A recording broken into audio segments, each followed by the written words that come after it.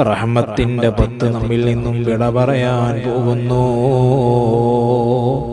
അല്ലാഹുവിന്റെ റഹ്മത്തിനെ ഞാൻ എത്രത്തോളം ചോദിച്ചിട്ടുണ്ടെന്ന് മനസ്സിനോടൊന്ന് ചോദിക്കുക. ഓ പ്രിയമുള്ള സഹോദരന്മാരെ, മഹാനായ അബൂദർ റളിയല്ലാഹു അൻഹു പറയുകയാണ്, ഞാനൊരു രാത്രി ഹബീബായ മുത്തുനബിന്റെ കൂടെ താമസിച്ചു. രാത്രി അതാ റസൂലുള്ളാഹി തങ്ങൾ എണീറ്റ് നിസ്കരിക്കുമ്പോൾ ബിസ്മി ചൊല്ലി കരയുന്നു, വീണ്ടും ബിസ്മി ഓതുന്നു, കരയുന്നു. 3 പ്രാവശ്യം ഇങ്ങനെ ആവർത്തിച്ചു.